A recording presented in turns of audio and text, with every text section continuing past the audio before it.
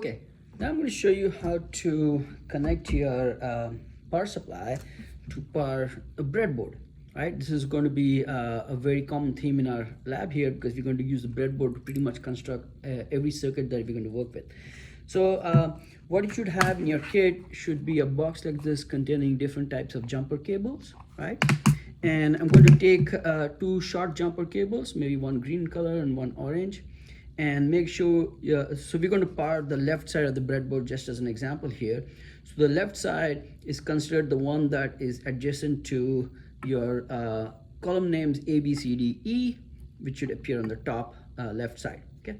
So I connect these jumper cables, and to make them mechanically stable, I'm just going to use a piece of tape and tape it in here, okay? So this way now, we have a fairly rigid connection to this. And if you remember, we adjusted the gold star in our previous tutorial to about 5 volts supply and about 250 milliamps of current. The good news is if you don't touch the knobs and you turn it on, you should come back to that same setting or pretty close. So you can see there's a slight drift in the voltage. So I can go back and just drop it down to 5 volts with my fine adjust knob. And we can also check to see what our current value looks like, our current limit looks like by shorting it out. And you can see here when I short it out, it's dropped a little bit. It's dropped down to 16 milliamp, 160 milliamps or 0.16. And that's because this has very small resistance. So the smaller the resistance, the smaller is going to be the current that should flow through it because we have a current limit set. Okay, so now in order to power our breadboard, all I need to do is to take the connections, and I'm going to make sure I connect the positive to the positive bus line here, which is the red one. Okay, so I'm connecting it to this orange jumper cable and do that. And the black will go to the blue side here, which is negative.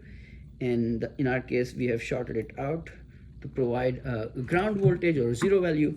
And so now, if everything is okay, our bus line is being powered, and so we can now check by connecting a cable to the bus line somewhere along its length, okay, anywhere along its length.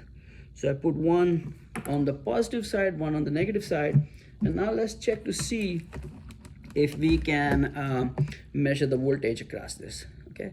So I'm going to just connect it up here, and if everything is right, we should be able to measure the voltage.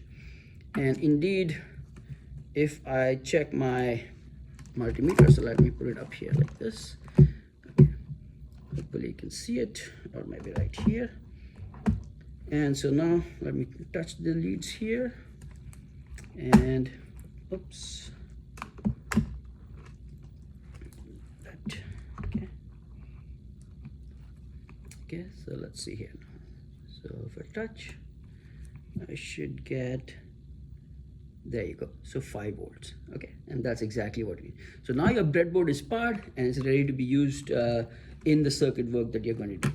Okay, thank you.